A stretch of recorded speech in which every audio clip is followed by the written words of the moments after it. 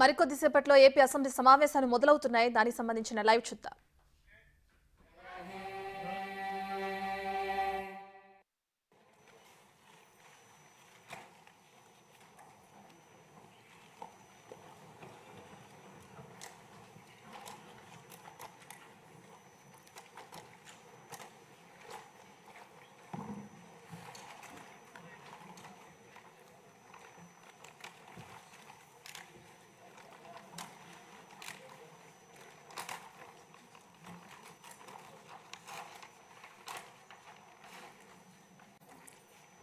Honorable Chairman,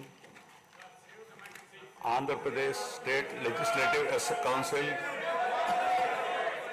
Honorable Speaker, Andhra Pradesh State Legislative Assembly, Honorable Members of the State Legislature, I am immensely pleased to welcome and congratulate the newly elected Honorable Members of the State Legislative Assembly and members of the Legislative Council to this joint session of the State Legislature being convened for the first time after the General Elections 2024.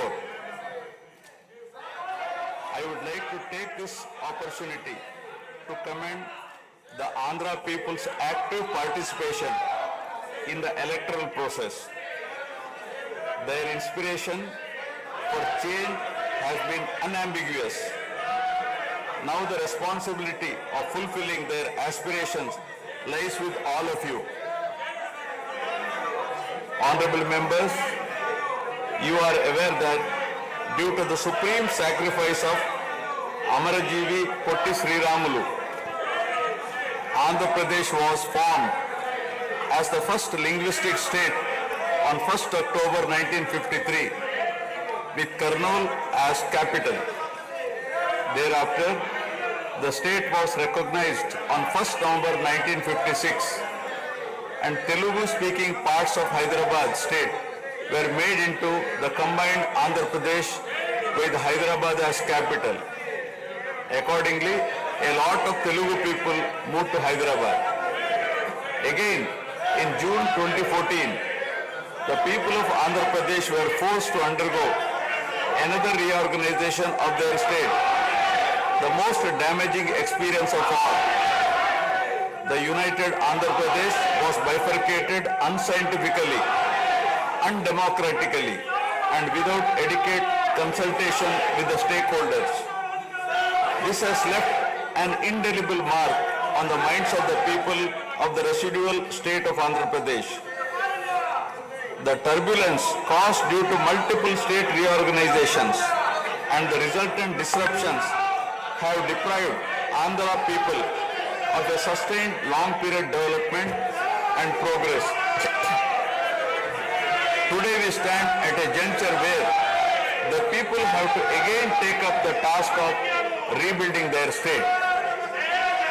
As time has progressed, it has become evident that the Andhra Pradesh Reorganization Act 2014 does not compensate enough the residual Andhra Pradesh for the loss of prosperity and development opportunities. The state bifurcation has imposed an unprecedented strain on the economy of the state. There are patent inconsistencies in distribution of assets and liabilities, with 58.32% of combined state population.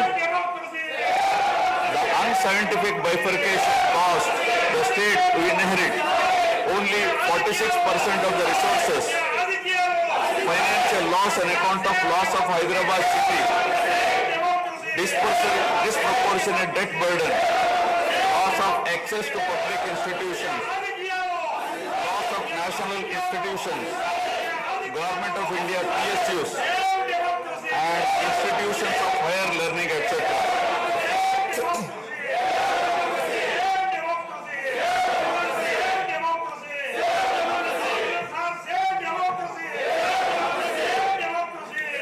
One can see that scientific criteria for apportionment were not adopted, while the residual state inherited huge revenue deficit. Debt was shared on population basis, assets on location basis, power sharing on consumption basis, and worst of all, educational institutions with no basis. All these factors led to the structural change in economy with reduction of service sectors from 51% to 44%. The per capita income too fell from 1,06,176 for the combined state to rupees 93,121 for AP. Notwithstanding the adverse impact of the state bifurcation and undaunted by challenges such as budgetary constraints, infrastructural deficiencies and unresolved issues, the government converted every crisis into an opportunity during the period 2014 to 19. The government had laid a solid foundation for a vibrant sunrise Andhra Pradesh. The then government focused on the inherent strengths of the successor state of Andhra Pradesh, its 974-kilometer coastline, providing opportunities for port-led development and requisite environment for manufacturing activities. The fertile river plains supporting agriculture and allied activities, the passing of 3 industrial corridors through the state, rich natural and human resources. A reflection on the state's performance during the 5-year period of 2014 to 19 gives a clear picture of the balancing act between development and welfare. Completion of prestigious Pattasima project by linking of rivers Godavari and Krishna in a record time of 1 year. Completion of 72% of Polavaram project so that it could be made fully operational by 2021. Prioritization of other irrigation projects, drought proofing measures, real-time governance, development of Amaravati region through land pooling, construction of new secretariat and legislature building are a few examples worthy of mention. All the milestones achieved during 2014 to 19 were possible because of the visionary leadership of Sri Nara Chandrababu Naidu, the Honorable Chief Minister of Andhra Pradesh. In this regime, the state attracted marquee FDIs like Kia Motors, emerging as #1 state continuously in ease of doing business rankings. Under his able leadership, the state attracted several investments in various sectors. The government initiated development of Kakinada SEZ Port, Bhavanapadu and Ramayapatnam ports, expanded airports and increased the state road network. The development of infrastructure was balanced with welfare measures such as increase in old age pension, farm loan waiver, scholarships to students, construction of houses, etc. These development and welfare measures led to compound annual growth of 13.5% between 2014 to 19. While the state was set to take off on the path of high growth, the change of regime in 2019 again brought back the disturbing time for the nascent Andhra Pradesh. The state that already bore front of bifurcation in 2014 was rather unfortunate to have witnessed yet another bigger debacle in the form of inept governance, where the people were threatened and officers demoralized. In fact, the damage and losses during the period 2019 to 24 have been more severe compared to the state reorganization in June 2014. The government that assumed charge in 2019 started a destructive note with demolition of Praja Vedike that continued unabated till the end of the regime 2024. During this regime, democracy was at peril. People were in a state of fear and hardly enjoyed any freedom of living.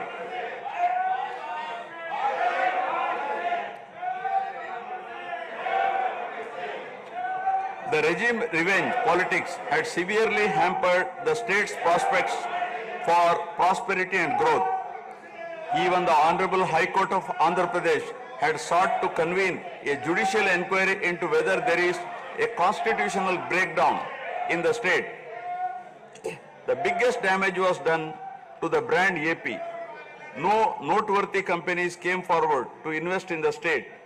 The corrupt practices at all levels, coupled with weaponization of instruments of governance across revenue earning departments for personal gains, sabotaging of checks and balances made several state institutions and private companies defunct and forced the existing enthusiastic investors and entrepreneurs to move out of Andhra Pradesh to other states. The uncertain environment which rocked the confidence of the people in general and investors in particular started showing impact on the state finances, leaving them in a mess. Fiscal prudence was abandoned. Expenditure was beyond means in spite of limited revenue growth, and debt and liabilities rose sharply. Financial management is manifested by diversion of funds, higher taxation despite high inflation, increase in power sector liabilities, neglect of capital expenditure which eventually resulted in slowing down of the economy. The enormous gap in resources was sought to be met repeatedly by borrowings through corporations and forcing them to spend on government expenditure, and in the process weakening the corporations.